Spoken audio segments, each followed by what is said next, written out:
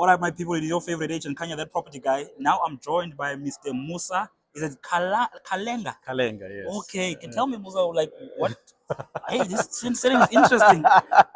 Kalenga from Zambia. From Zambia. Yeah, I actually bumped into one of the ladies here who's from Congo. So Mm. there's Kalengas in Congo. Okay. So she says to me, "Hey, I've got a brother. His name is Musa Kalenga." I said, "Ah, my sister, I'd love to be your brother, but it's not me." Yeah, fathers, one of you fathers must be honest. We must check. Yeah, I'm telling you. But you have how long are you in Joburg? Because you have such a Joburg vibe. I honestly thought you were Tswana. Really? I lived in Botswana for a while, so maybe that's why.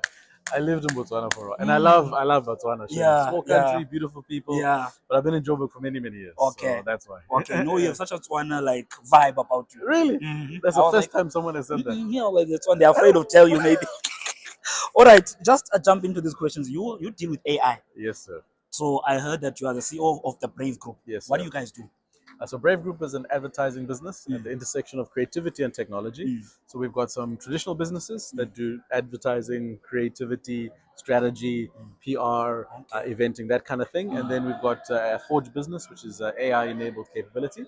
And then I'm also involved with a software engineering business called Bridge Labs. Oh, okay, Yeah, okay. yeah. And then AI, how does it integrate with my field, which is property? Yeah. So at the moment, I wouldn't say there's a direct integration. What I've been doing is I've been trying to take the learnings that we have. So the things we've learned when looking at AI in the context of advertising and creativity, things like workflows, how you empower people to work better, how you think about the technology stack that creates productivity. So there's some fundamental principles that I think are translatable.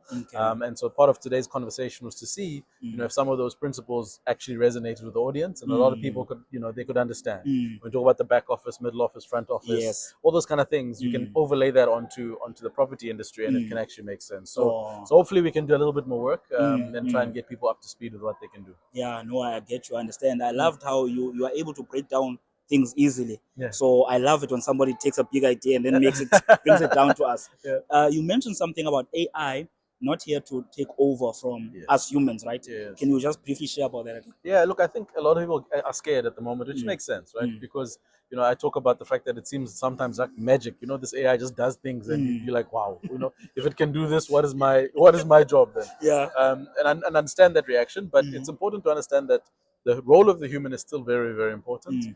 We call it human in the loop technology, where yes, the AI does a lot of the stuff that you shouldn't do, but your oversight, your instinct, the wisdom, the ability to, that still remains very much in the human domain. Number one. Number two, creating and forming new opportunities that are not obvious, right? So AI is only as good as the data that it has. It's only as good as the information that it has. Whereas human beings can pick up on other things that are not specifically in the data. Yes. Cues, understanding, nuance, a look, a glance, and all those things are still human. Yeah. So I think it's important that those work together versus one being versus the other. I got you. There was something that I saw last week which speaks to this, where this guy is heavily involved also in the AI. He says that when the AI like platforms are so popular were coming out, a lot of developers, web developers, were fired, but they are being called back now. Yeah, because I think they've understood what you just spoke about now. 100%. Yeah, what you just spoke about now. You actually mentioned something that I written down here, which is the human in the loop. Yes. Which was brilliant. Speak to us about the AI enabled individual. Yes. Yeah.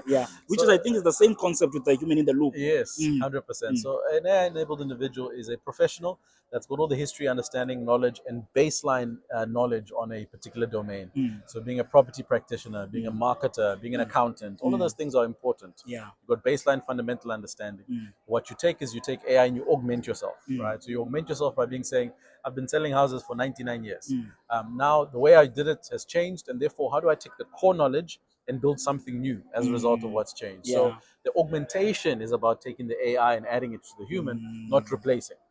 So where people are going, you take the human, throw it out, put the AI in there will be very base level repetitive jobs that can be automated, but the actual value, economic value, will still be the integration of the human being and the AI. No, I got you. It's perfect. Do I look like I've been selling house for 99 years? What I meant was maybe 10. Also, what do you have against humanities students at Wits? Because I'm a Wits guy. Yes, right? you said. So we always used to joke about us on the East Campus versus the West Campus. So there was always a beef. We used to call them pandas. Pandas, they sit on the grass, they look at the sky, they wait for inspiration. Whereas the guys are more counting.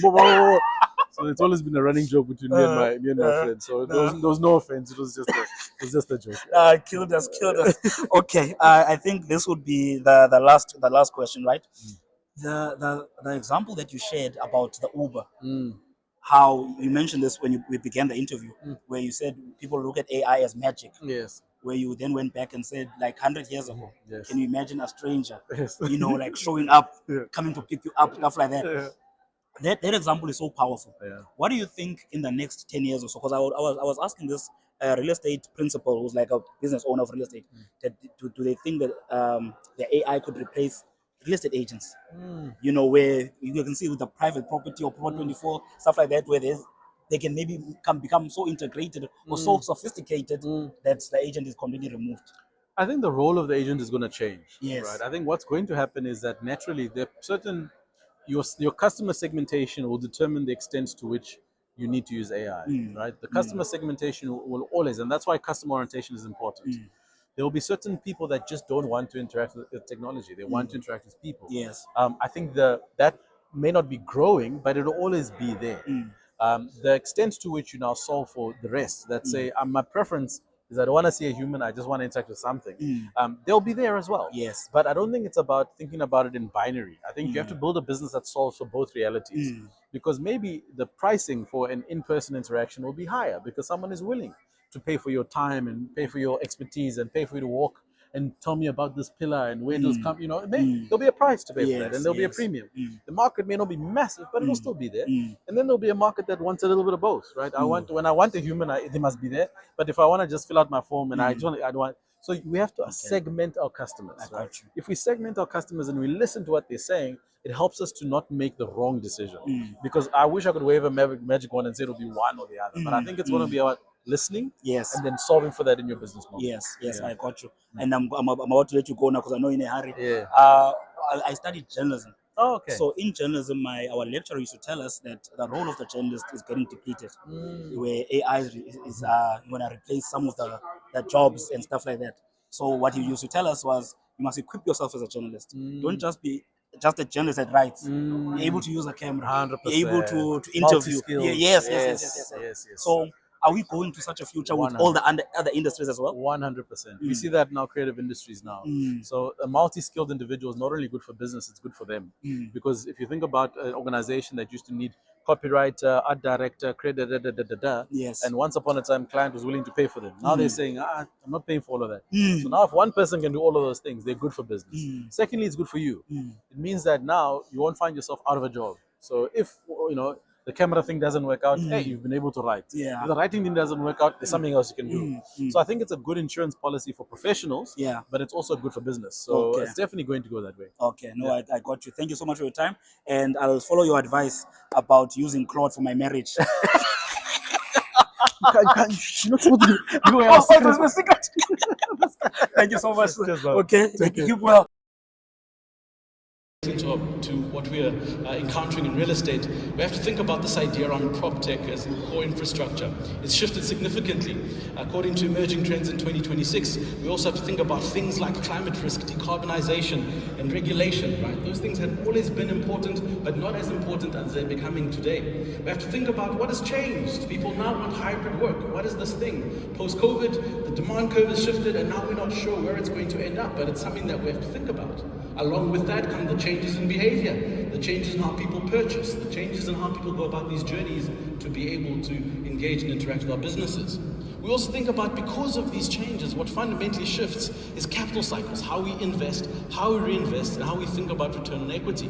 These are all important things, because underpinning these changes, which is really exciting, is how we consider what data, AI, and platformization can do. Now, these emergent trends, once again, if you see them in action, it might seem like a whirlwind of things that are just happening all the time. And if you double click on each one of them, it can give you a headache. It can give you a headache to try and understand, what should I be doing about infrastructure, prop tech as an opportunity. You think about, number one, the core driver behind that, automation, being able to do things faster, quicker, easier, but you also think about the implications. There's a wonderful presentation that we just saw about the human aspect.